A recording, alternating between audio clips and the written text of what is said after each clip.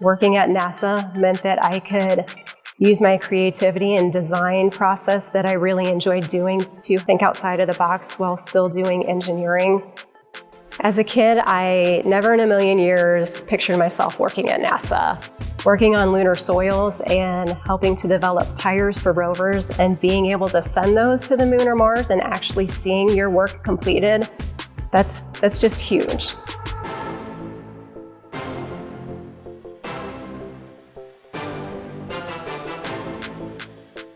My name is Heather Oravec. I am a research engineer here at NASA Glenn Research Center. My job is to help develop and test tires for planetary rovers for both robotic and for manned missions. And these missions are going to go and explore places on the moon and Mars that have previously never been explored. Tires need to be tested so that you know your tire is going to function properly on the moon. These tires are extremely important to any type of roving mission. I would compare it to driving your car. How important are the tires on your car? The tires on your car go flat, you're not getting very far.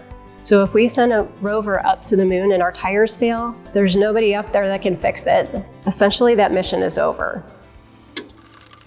Most of the previous lunar missions and the Mars missions, they're generally designed for very short durations and very short distances. If you look at the lunar roving vehicle, I think the longest distance that traveled was on the order of 22 miles. The Mars rovers, Sojourner, Spirit, and Opportunity, those drove anywhere from less than a mile up to 28 miles.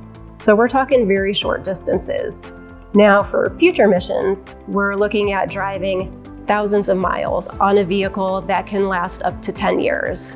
That's why we call this the reinvention of the wheel. We're going to have to up our game and definitely test these to further limits than they've ever been tested to before. The Slope Lab here at NASA Glenn Research Center was developed in the early 2000s. This is a very unique, one-of-a-kind indoor test facility where we can test full-size roving vehicles on actual lunar soil simulants and with a tilting bed. So I get to work in a lab that has a giant sandbox in it. And in the giant sandbox, we get to drive rovers. And as we're driving the rovers, we're taking all sorts of different data and evaluating the performance of the tires. For testing tires, a typical day is actually pretty routine. I want to make sure that I have the appropriate hardware, the appropriate test article, and the appropriate test fixtures in place on the test rig. I'll probably spend the better part of the day in the lab running these tests and recording the data. We'll use that data to compare to other tires and see the similarities or the differences in performance. And that helps us to see which design features of the tire are working well for us and which design features need to be improved upon.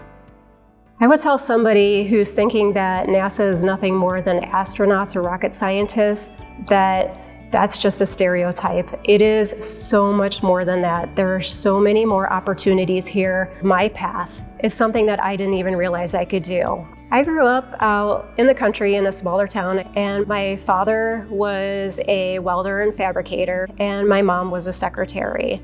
I would say in my time in high school and just growing up, the STEM fields weren't promoted as they are today, especially for females wanting to go into the math and sciences. It was probably high school, my junior year of high school in physics class. That's when I was first introduced to STEM. And there are so many positions as a STEM career or STEM engineer that you don't know that even are out there, some that I don't even know are out there. My advice to students who have an interest in automotive space or designing tires for space flight or even just working at NASA as an engineer, and I'm going to say one of my favorite quotes of all times. It's from George Frederick Handel. It's, "Learn all there is to learn and then choose your own path."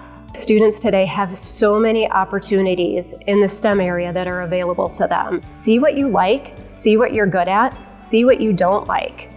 Learn all there is to learn, and then you can really choose your own path. And as long as you have the aptitude and the willingness to learn, you're already there. You can achieve what you want to achieve.